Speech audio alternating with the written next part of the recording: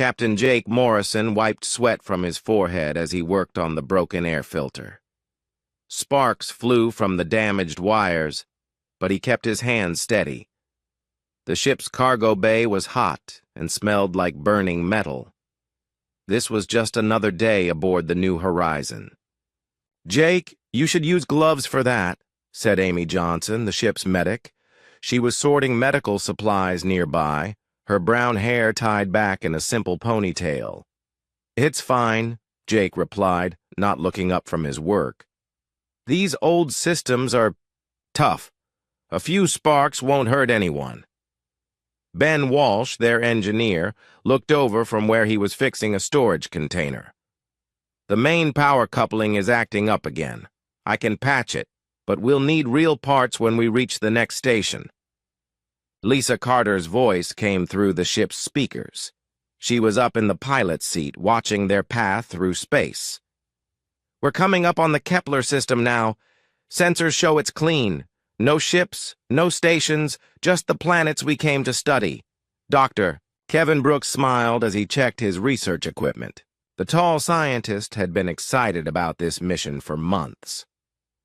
3 potentially habitable worlds in one system. If we're lucky, we might find some interesting life forms.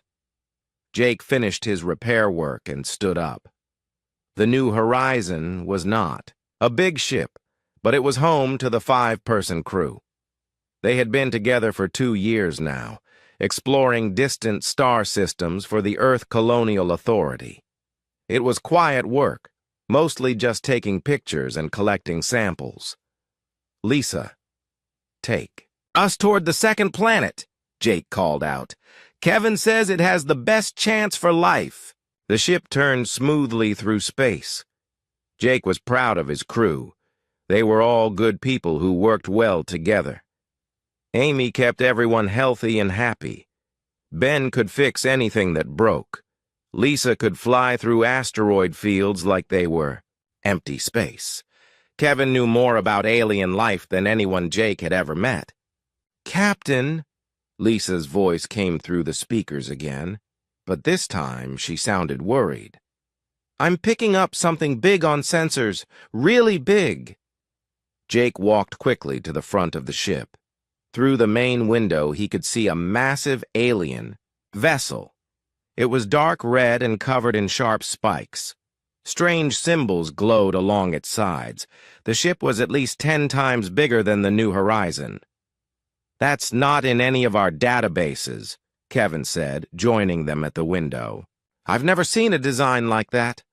Ben came up behind them, wiping oil from his hands. "Are they friendly?" Before anyone could answer, the alien ship fired a bright beam at them. But it was not a weapon. Jake realized it was some kind of tractor, beam, pulling the New Horizon toward the larger vessel. "Lisa, can you break free?" Jake asked. "I'm trying, but they're too strong," Lisa replied, her hands moving fast over the controls. "We're being pulled in." Amy joined the group at the window. "What do they want?" Jake watched as doors opened on the alien ship's side. Their ship was being pulled into what looked like a docking bay. "I guess we'll find out soon enough." The New Horizon settled onto the alien ship's deck with a soft bump. Through the windows, they could see strange creatures moving around outside. The aliens were tall and thin, with blue-gray skin and 4 arms. They wore black armor covered in the same, glowing symbols as their ship. "Everyone stay calm," Jake said. "We don't know if they're hostile yet." A loud banging sound came from the cargo bay door. The aliens were trying to get in. "Should we let them in?" Ben asked. Jake thought for a moment. They had no weapons that could fight a ship that size. Running was impossible while caught in the tractor beam. "We don't have much choice, but everyone stay alert." Jake walked to the cargo bay and opened the door. 5 aliens stepped inside. They moved like soldiers, confident and proud. The one in front had more decorations on his armor than the others. The lead alien spoke in a voice like grinding metal. Jake's universal translator turned the words into English. I am War Commander Thexval of the Zephyrian Empire. You will surrender your vessel and submit to questioning. Jake stayed calm even though his heart was beating fast. I'm Captain Jake Morrison. We're explorers from Earth. We mean no harm. Thexval laughed, a sound like breaking glass. Earth? Never heard of it. Another weak species trying to explore. Space. You will come with us for testing. Testing? Kevin asked. Another alien stepped forward. This one had scars across his face. I am Sub-Commander Krixna. The weak must prove they deserve to live. We will take you to a trial world. Amy moved closer to Jake. What kind of trial? The kind most species fail, Krixna said with what might have been a smile. Your soft bodies will not last long. Jake noticed that while the aliens talked, he kept working on the air filter. His hands moved automatically, fixing connections and replacing damaged parts. The aliens seemed confused by this. Are you not afraid? Thexval demanded. Jake looked up from his work. Of what? You haven't hurt anyone yet. Are you planning to? The aliens exchanged glances. Jake got the feeling they were not used to this kind of response. You will understand fear soon enough, Thexval said. Battle Leader Vorthak, prepare the prisoners for transport. A third alien, bigger than the others, stepped forward. Yes, Commander, the trial world will teach them proper respect. Jake finished his repair and closed the panel. The air in the cargo bay immediately became fresher and cooler. There. That should hold until we can get proper parts. The aliens stared at him. Jake realized they had never seen someone work with sparking electrical systems using bare hands. What seemed normal to him appeared to shock them. Impossible, whispered one of the aliens. The energy discharge should have caused severe injury. Jake shrugged. It's just a little electricity. You learn to work around it. Thexval's eyes narrowed. Perhaps these humans will provide more entertainment than most. Take them to the transport ship. As the aliens led them away from the new horizon, Jake caught Amy's eye and nodded slightly. She understood. They would stay calm and work together, just like always. Whatever this trial world was, they would face it the same way they faced everything else. The aliens thought they were taking prisoners to their doom. They had no idea they were about to meet humans. The transport ship was cramped and uncomfortable. Jake and his crew sat in what the aliens called a holding cell, but it was really just a metal room with no windows. The floor vibrated as the ship moved through space. Where do you think they're taking us? Lisa whispered. Somewhere unpleasant from the sound of it, Jake replied quietly. Ben was examining the walls of their cell. This metal is interesting. Look at how it's welded together. Poor workmanship. I could probably break out of here with the right tools. Amy checked everyone for injuries from their capture. We're all fine. Whatever happens next, we stick together, Kevin was thinking out loud. They called it a trial world. That suggests they've done this before. It's probably some kind of test to see if we're worth keeping alive. The ship shuddered as it landed. Heavy footsteps approached their cell. The door opened with a loud clang. War Commander Thexval stood in the doorway with 2 guards. Welcome to Torment Prime. Most species call it Hell. The aliens marched them out of the ship and onto the surface of an alien world. Jake looked around and took in their situation. The sky was a sickly yellow color. The air smelled like sulfur and rotting plants. Strange purple trees grew in twisted shapes. The ground was covered in sharp black rocks. Temperature fluctuates between freezing and boiling, Thexaval explained with obvious pleasure. The atmosphere contains 17 different toxins. Local wildlife consists entirely of predators. Enjoy your stay. Sub-Commander Crixna pointed to a pile of wreckage about 100 yards away. The remains of your transport shuttle. We crashed it to provide you with materials. Most species spend their final hours trying to call for help on the broken radio. The aliens laughed as they walked back to their ship. Jake watched as it lifted off and disappeared into the yellow sky. A few minutes later, he could see it in orbit overhead, probably watching them through sensors. Well, Jake said, looking around at his crew. Could be worse. How? Amy asked, pulling her jacket tighter against the cold wind. Could be raining, Jake replied with a small smile. As if the planet heard him, drops of what looked like acid began to fall from the clouds above. Jake, Lisa said, you really need to stop saying things like that. The crew ran toward the crashed shuttle, using pieces of debris as shields against the acid rain. Jake was already planning their next moves. First priority was shelter. Second was water and food. Third was defense against whatever predators lived here. Ben reached the shuttle first and began examining the wreckage. The hull is breached in 6 places, but the basic structure is solid. I can seal most of these holes. Amy started collecting pieces of metal and plastic that could be useful. Some of this debris has sharp edges, perfect for cutting tools. Kevin was studying the strange purple trees. The bark has an interesting texture. Might be useful for something.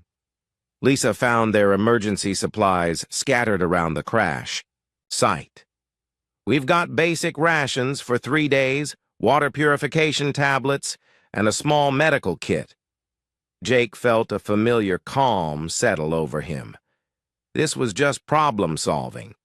Find shelter, secure resources, assess threats, make plans.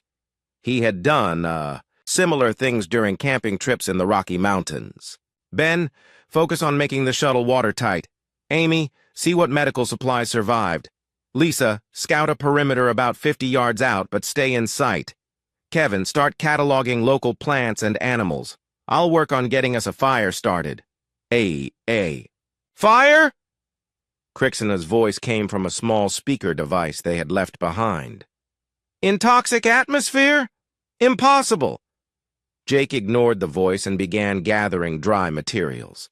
The acid rain had stopped, but the air was still thick with yellow fog.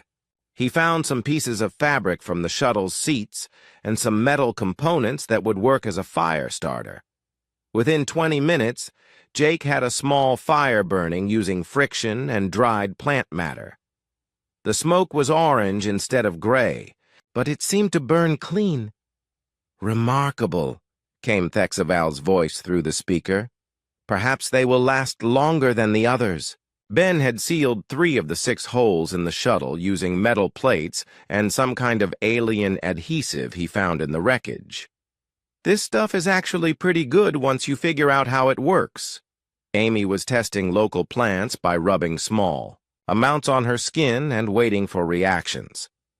Most of these are toxic, but this one might be safe. The purple leaves contain some kind of natural antibiotic.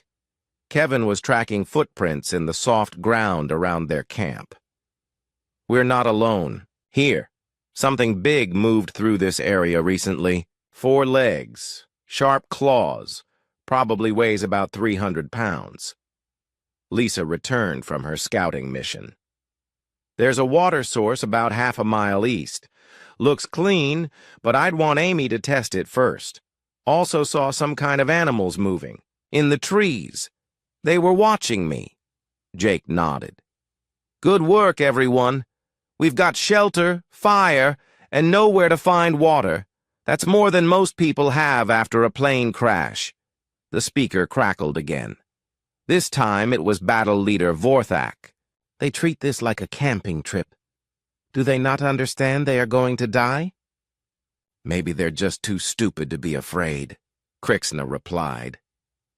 Jake looked up at the yellow sky where he knew the alien ship was watching.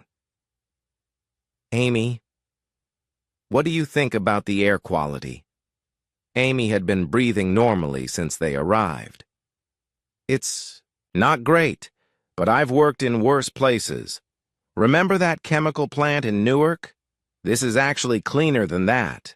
The temperature swings are interesting, Ben added, wiping sweat from his forehead as the planet's temperature began to rise. Reminds me of summers in Phoenix, hot during the day, cold at night. Kevin was examining some of the four-legged tracks more closely. These predators hunt in packs. Smart. We'll need to be ready for that. As the sun began to set, the temperature dropped quickly. But the crew had expected this. Ben had finished sealing the shuttle, creating a warm, dry shelter. Amy had found several plants that could be used for medicine. Kevin had mapped the local predator movements. Lisa had located 3 different water sources and 2 potential escape routes. Jake fed more material to their fire and looked around at his team. Not bad for day 1, the speaker crackled one more time. War Commander Thexval's voice sounded confused. Why are they not panicking? Every other species spends the first night screaming in terror. Jake picked up the speaker device. Because we're not every other species. We're humans. And this isn't even close to the worst place we've ever been. He turned off the device and set it aside. Above them, he could imagine the aliens in their ship, trying to understand what they were seeing. The humans settled in for the night, taking turns keeping watch and feeding the fire. Tomorrow would bring new challenges, but they would face them the same way they faced everything else. Together. Dawn came early on Torment Prime. The yellow sun rose quickly and the temperature began climbing fast. Jake was already awake, keeping watch while the others slept. He had heard movement in the purple trees during the night. Everyone up, Jake said quietly. We have company. The crew woke quickly and silently.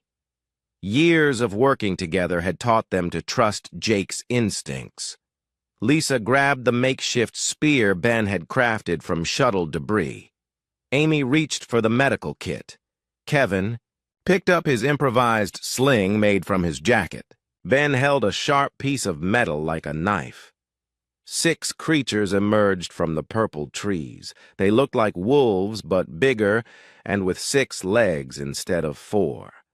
Their claws were black and shiny like metal. Their eyes glowed red in the morning. Light. Kevin had been right about them hunting in packs.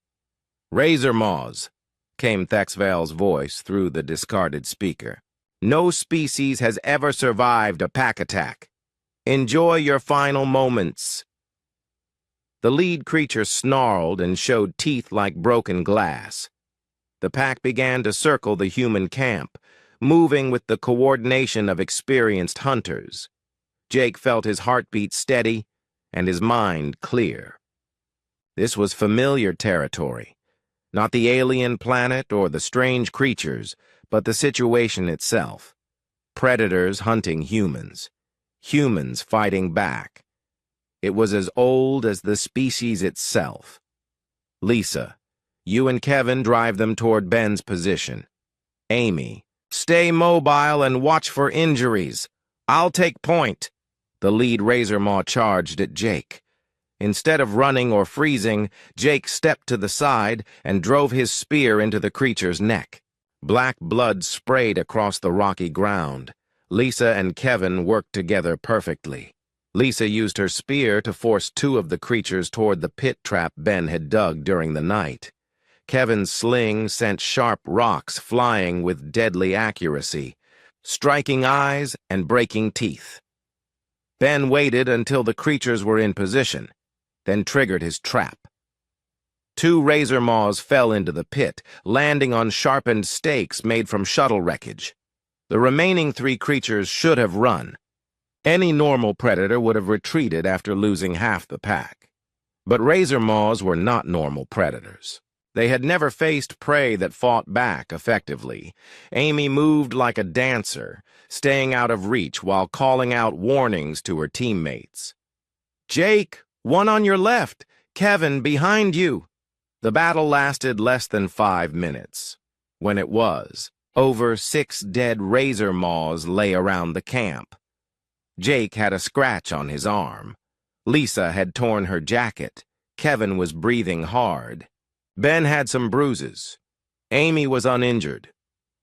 "Impossible," whispered battle leader Vorthak through the speaker. "Razor maws have killed hundreds of warriors. How are these soft creatures still alive?" Jake knelt beside the lead razor maw and began examining its body. Interesting bone structure. The claws are some kind of natural metal alloy. Amy was already treating Jake's scratch, cleaning it with purified water and applying antiseptic from local plants. "It's shallow. You'll be fine." Ben was studying the creature's muscle structure. "Look at how these leg joints work. Very efficient design for running and jumping." Kevin was taking notes about their behavior patterns. "They hunt in coordinated groups, but they lack flexibility. Once committed to an attack pattern, they can't adapt quickly." Lisa was doing something that made the aliens watching from orbit go completely silent. She was butchering the dead creatures for meat. "The muscle tissue looks clean," she said, cutting away portions with her improvised knife. "We should cook it thoroughly, but this will solve our food problem for several days." Amy joined her, using her medical knowledge to identify which organs were safe to eat. "The liver is probably toxic, but these muscle groups should be fine. High protein content." Jake started a second fire specifically for cooking. "Ben, can you make some kind of smoking rack? We should preserve as much of this meat as possible." Within an hour, the humans had turned their attackers into breakfast. They ate cooked razor maw meat while discussing their plans for the day. "Water source Lisa found yesterday needs to be tested," Jake said between bites of alien predator. "Kevin, what did you learn about local plant life?" 17 species in the immediate area. 5 are definitely toxic. 3 might be edible. 9 have potential medical uses. Amy was cleaning her knife with sand and water. "I found something interesting in one of the razor maw stomachs. Partially digested plant matter that might indicate what's safe to eat on this planet." The speaker crackled to life. Sub-Commander Crixna's voice sounded shaky. "They are eating the razor maws. They killed our perfect predators and turned them into food." "Impossible," Vorthak replied, but he sounded less certain than before. The day grew hotter as the alien sun climbed higher. By midday, the temperature was over 120 degrees. The air shimmered with heat waves rising from the black rocks. "This is actually not too bad," Ben said, working on expanding their shelter. "Remember that construction job in Death Valley? This is cooler than that was." Amy was processing razor maw organs into medicine, using techniques she had learned in field hospitals. The digestive enzymes might be useful for treating infections. The blood contains iron compounds that could help with nutrition. A hot wind began to blow across the landscape, carrying clouds of yellow dust. The aliens' voices came through the speaker again. "Toxic storm approaching," Thexaval announced. "The dust contains corrosive particles that will strip flesh from bone. No shelter can protect them." Jake looked at the approaching storm and shrugged. "Lisa, remember that sandstorm we got caught in near Albuquerque? The one that lasted 6 hours? Yeah, this looks similar but smaller." The crew quickly covered their fire and food supplies. They wrapped cloth around their faces and took shelter in the sealed shuttle. The storm hit with the sound of breaking glass, but the humans were ready for it. Inside the shuttle, they continued working. Ben repaired equipment by feel, his hands steady despite the noise outside. Amy organized their medical supplies and prepared treatments for dust inhalation. Kevin studied his notes about local wildlife. Lisa checked their water supplies and calculated consumption rates. "They are working during the storm," came Krixna's voice, barely audible over the wind. "The toxic particles should be eating through their protective barriers." "Maybe their barriers are better than we thought," Vorthak replied, but he did not sound convinced. The storm lasted 3 hours. When it passed, the humans emerged from their shelter and got back to work. Their makeshift cloth masks had protected them completely. "Air's cleaner now," Amy observed, removing her mask. The storm actually blew away a lot of the atmospheric toxins. Jake was already planning their next moves. "We need to scout further out today, find better water sources, map the local predator territories, maybe find some higher ground for a permanent camp." "Permanent camp?" Thexval's voice was sharp with disbelief. "They plan to stay?" Ben was examining the storm damage to their equipment. "Most of our gear survived fine. This planet isn't as harsh as they think it is." Kevin had found new plant specimens blown in by the storm. Some of these came from different climate zones. We might learn about other parts of this continent. Lisa was tracking new animal signs in the dust. The storm brought new scents. I think there are other predator species we haven't met yet. Amy was processing more razor maw tissue into preserved food. If we're careful, we have enough protein to last 2 weeks. By then, we should have identified local food sources. As the afternoon wore on, the temperature began to drop again.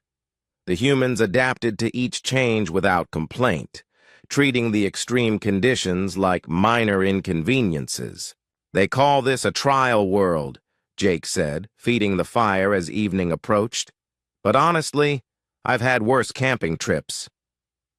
Up in orbit, the Zephyrian warriors watched in growing unease as the humans turned their carefully designed death world into a comfortable home. Day 3 on Torment Prime began with strange sounds in the distance. Jake was on watch when he heard clicking noises coming from the purple forest. The sounds were organized, almost like communication. "Everyone up," Jake called softly. "Something new is coming." The crew gathered their gear quickly. They had learned to trust each other's warnings completely. Ben grabbed his improved spear, now reinforced with razor maw claws. Amy secured the medical supplies. Kevin picked up his notebook of local wildlife observations. Lisa checked their escape routes. War Commander Thexaval's voice came through the speaker, excited and cruel. "Void crawlers, our finest killers. They hunt in coordinated swarms and never retreat. Your luck ends now." The first void crawler emerged from the trees like a nightmare made real. It was the size of a large dog but built like a spider, with 8 legs and armor like black metal. Its head was mostly mouth, filled with rotating teeth. But the worst part was its intelligence. Jake could see calculation in its cluster of red eyes. Then came the others, dozens of them, moving through the trees with perfect coordination. They communicated through rapid clicking sounds, organizing their attack, like a military unit. "They're smart," Kevin observed, backing toward the shuttle. "Look at how they position themselves. They're cutting off our retreat routes." Amy was already preparing medical supplies for what she knew would be serious injuries. "These things are built for war. Everyone be ready for heavy casualties." Ben studied their formation and began planning countermeasures. "They move like a single organism. If we can disrupt their communication, they might become confused." Lisa was counting. Enemies and calculating odds. 47 visible. Probably more in the trees. We're badly outnumbered. Jake felt the familiar calm that came in truly dangerous situations. This was beyond camping trip difficulties. This was real combat against intelligent enemies. But humans had been doing that for 50,000 years. New plan. We're not defending the camp. Kevin, what did you learn about their communication? Kevin had been studying the clicking sounds for the past few minutes. It's pheromone-based, I think. Chemical signals combined with sound. If we could interfere with the chemical part... The smoke from our fire, Amy said immediately. If we burn the right materials, we could mask their scent communication. Ben was already grabbing specific plants Kevin had identified as strongly aromatic. These purple leaves produce thick smoke when burned. Should work. The void crawlers began their attack just as Ben threw the plants onto their fire. Thick purple smoke billowed across the camp, carrying the sharp smell of alien vegetation. The effect was immediate. The crawlers' perfect coordination broke down as they lost chemical contact with each other. Some continued attacking while others began circling in confusion. Jake led the counterattack. Instead of trying to kill all the creatures, he focused on the ones that seemed to be leaders. Lisa and Kevin worked together to drive confused crawlers toward Ben's improvised traps. Amy did something that horrified the watching aliens. When a crawler's claw ripped through her jacket and cut her shoulder, she calmly stitched the wound closed while continuing to fight. She used one hand to hold the needle and thread, while the other hand swung a club made from shuttle wreckage. She is performing surgery on herself during combat.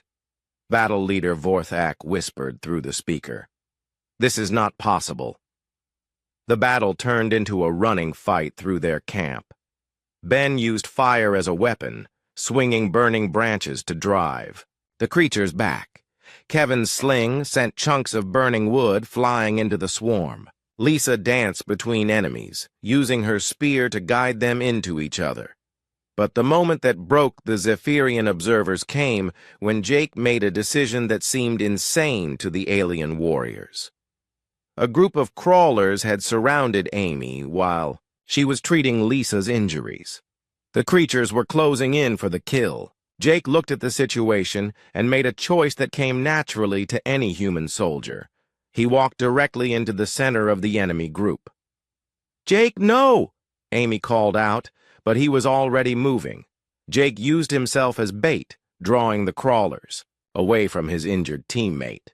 He led them in a careful pattern toward Ben's largest trap, staying just ahead of their snapping jaws. When he reached the right position, he dove sideways as Ben triggered an explosion made from shuttle fuel and oxygen canisters. The blast killed 8 crawlers and scattered the rest. Jake rolled to his feet, covered in alien blood and debris, and immediately went to check on Lisa's injuries. "How badly are you hurt?" he asked, kneeling beside her. "Just a deep cut on my leg," Lisa replied through gritted teeth. "Amy's got it under control." Amy was indeed in control, cleaning and stitching the wound with steady hands. "She'll be fine.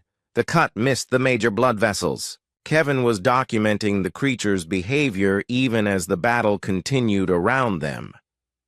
Fascinating. When separated from the group, they become much less effective. Individual intelligence is lower than pack intelligence. The remaining crawlers began to retreat into the forest. The swarm that had entered with perfect military coordination left as scattered individuals, clicking frantically as they tried to re-establish contact with each other. Sub-Commander Krixna's voice came through, the speaker shaking with disbelief. He used himself as bait. He walked into certain death to save another crew member. "Warriors do not sacrifice themselves for the weak," Vorthak replied, but his voice was uncertain. "These are not warriors," Thexaval said slowly. "Warriors fight.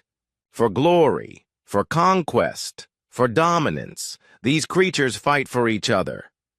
Jake was helping Amy finish treating Lisa's wound. "How's our medical supply situation?" "We're using more than I'd like, but we're not in crisis yet," Amy replied, securing the bandage. "I found some local plants that work as painkillers. Lisa will be mobile in a few hours."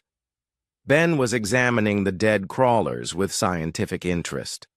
"Their armor is natural, but it's incredibly strong. Look at these joint mechanisms. Perfect engineering." Kevin was still taking notes. "They're definitely intelligent. Tool users, probably. Look at how they modified their claws for different purposes." Lisa was testing her injured leg with Amy's help. "I can walk. Won't be running any marathons, but I can do my job." As the sun began to set, the crew settled in for another night. They had survived their second major predator attack, adapted to another extreme weather event, and learned more about their environment. "They treat mortal combat like a learning experience," Crixna observed from orbit. "They study our deadliest creatures while fighting for their lives." Thexval was quiet for a long time before speaking. "Battle Leader Vorthak, in your opinion, would our finest warriors survive one day on this world?" Vorthak's answer came after a long pause. "No, Commander. Our warriors have never faced hardship like this. We would not adapt as these humans do." Jake looked up at the stars, knowing the aliens were listening. "You know what the funny thing is? This isn't even that bad. We've all been in worse situations." Amy was organizing their remaining medical supplies. "Remember that hurricane in Florida last year, when we had to ride it out in that damaged shelter for 3 days? Or that avalanche in Colorado," Ben added. "At least here we don't have to worry about freezing to death and suffocating at the same time." Lisa was cleaning her weapons despite her injury. "The food situation is actually better here than it was during that survival training in Alaska." Kevin was studying his notes by firelight. "Biologically speaking, this planet is less hostile than several places on Earth. The wildlife is dangerous, but it's not as diverse as what we evolved alongside." Up in orbit, the Zephyrian warriors were beginning to understand something that terrified them. The humans were not just surviving their trial world. They were treating it like a minor inconvenience, something to endure while they went about their normal work. War Commander Thexval made a decision that would change everything. Tomorrow, he would ask these strange creatures about their homeworld. Day 4 began differently. Instead of new attacks or environmental challenges, the crew woke to find a small communication device near their camp. It was more advanced than the simple speaker they had been ignoring. War Commander Thexval's voice came through clearly. "Humans, I wish to speak with you directly." Jake picked up the device and activated the video function. The screen showed the bridge of the alien ship. Thexval sat in a command chair flanked by his officers. But something had changed in their posture. They no longer looked confident and cruel. They looked confused and worried. "What do you want?" Jake asked, continuing to clean his weapons as he talked. "I want to understand," Thexval replied. "You have survived 3 days on Torment Prime. You have defeated Razor Maws and Void Crawlers. You treat our trial world like a camping ground. How is this possible?" Ben looked up from where he was reinforcing their shelter. "It's not that hard. You just have to adapt and work together." "Adapt?" Sub-Commander Crixna leaned forward. "To what? This world was designed to kill quickly." Amy was processing more alien plant matter into medicine as she answered. This place reminds me of camping in Alaska. Cold nights, dangerous wildlife, limited food sources. Pretty standard outdoor survival situation. The aliens exchanged glances that Jake was learning to recognize as confusion and growing fear. "Tell me about Alaska," Thexaval said carefully. "Northern region of Earth," Kevin replied, still taking notes about local geology. "Temperatures can drop to -60 degrees. Polar bears, brown bears, wolves, wolverines. Seasonal food scarcity. Long periods of darkness in winter." "And humans live there?" Battle Leader Vorthak asked. "Sure," Lisa said, testing her injured leg. "My grandmother grew up there. She used to tell stories about walking to school in blizzards that would kill you if you stopped moving." Jake could see the growing realization on the aliens' faces. "You want to know how we're surviving here?" "This is easy compared to home." "Impossible," Thexaval whispered. "Torment Prime was created by combining the worst elements from a dozen different worlds." "Let me tell you about Earth," Jake said, settling in for a longer conversation. "We have storms called hurricanes that flatten entire cities, earthquakes that split the ground open and swallow buildings, volcanoes that block out the sun for months at a time." Amy continued the explanation while bandaging a small cut on Kevin's hand. "We have diseases that kill millions of people, bacteria and viruses that evolve to overcome our medicine, parasites that eat us from the inside." Ben was working on a new invention, a water purification system made from shuttle parts. Our planet goes through ice ages that last thousands of years. Most of the surface becomes uninhabitable. The survivors have to adapt or die. Kevin looked up from his notes. "We evolved alongside predators that make your razor maws look gentle. Lions, tigers, bears, crocodiles, sharks, poisonous snakes, venomous spiders. Everything on Earth is trying to kill something else." Lisa was sharpening her spear while favoring her injured leg. "The atmosphere used to be toxic to us too. We changed it by growing plants for millions of years. Before that, our ancestors lived in environments that would kill most species instantly." The alien officers were staring at the screen in horror. Thexval's voice came out as a whisper.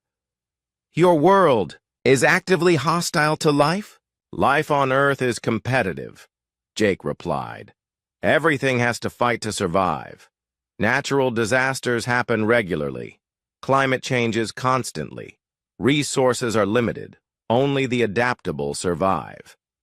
Amy was teaching Kevin how to identify edible plants while she talked. Every human learns basic survival skills as children. How to find water, make fire, build shelter, treat injuries, identify food sources.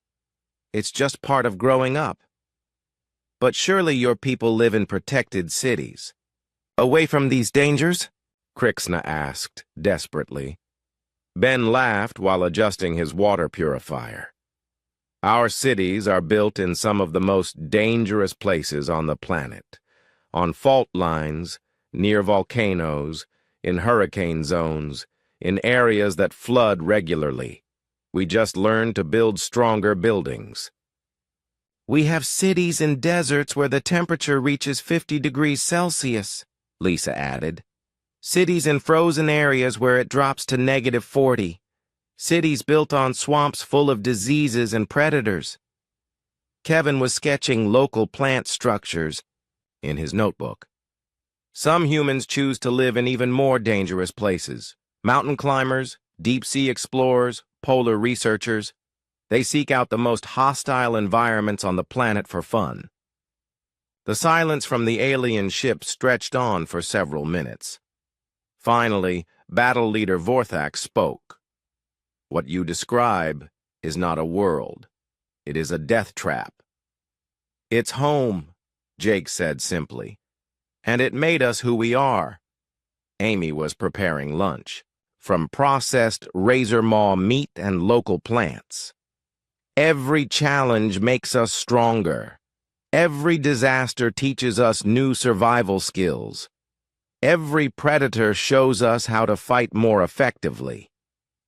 That's why this place doesn't scare us, Ben explained, gesturing at the alien landscape around them. Compared to a Category 5 hurricane or a polar winter, this is actually pretty comfortable. Lisa was doing physical therapy exercises on her injured leg. We're not trying to survive your trial world. We're just camping here until you decide what to do with us. Thexval's voice was shaky when he spoke again. How many humans are there? About 8 billion on Earth, Kevin replied. Plus colonies on 12 other worlds, 3 space stations, and 2 generation ships heading to other star systems. 8 billion? Krixna repeated. 8 billion survivors of that death world? 8 billion people who call that death world home, Jake corrected. And we're spreading to other worlds because Earth is getting crowded. Amy was testing a new local plant for medical properties. We look for worlds that challenge us. Desert planets, ice worlds, high-gravity environments. The harder the conditions, the more interested we are. The aliens were completely silent now. Jake could see them processing the implications of what they were learning. Commander, Vorthak finally said, if their homeworld is as hostile as they describe, and if they have 8 billion survivors, then they are not a species to be conquered, Thexval finished. They are a species to be feared. Ben looked up from his work. We don't want to be feared. We just want to explore. Learn new things, meet new people. Most humans are pretty friendly once you get to know them. Friendly? Krixna asked. Sure, Lisa replied. We're social creatures. We work together, help each other, share resources. That's how we survived on Earth. Kevin was documenting the conversation in his notebook. Cooperation is our greatest strength. Individual humans are tough, but groups of humans are nearly unstoppable. Amy finished preparing their meal and began serving it. We'd be happy to share our food with you. There's plenty of razor maw meat, and I found some local fruits that are quite tasty. The offer of sharing food seemed to break something in the alien observers. War Commander Thexval stood up from his command chair. Humans of Earth, he said formally. The Zephyrian Empire offers immediate alliance and friendship. We withdraw all hostile actions and request permission to establish diplomatic relations. Jake looked at his crew. They all nodded. Sounds good. To us, Jake replied. But could you give us a ride home? We've got reports to file, and our families are probably worried about us. As the alien transport ship descended to pick them up, Thexval made one final entry in his official log. Species, classification, human, origin, death, world, terra, threat level, do not engage under any circumstances. Recommendation, immediate, diplomatic contact. Additional note, they consider their homeworld pleasant and are actively seeking more challenging environments to colonize. These beings have weaponized hardship itself. Jake and his crew gathered their gear and prepared to leave Torment Prime. It had been an interesting few days, but they were ready to go home. After all, they had work to do.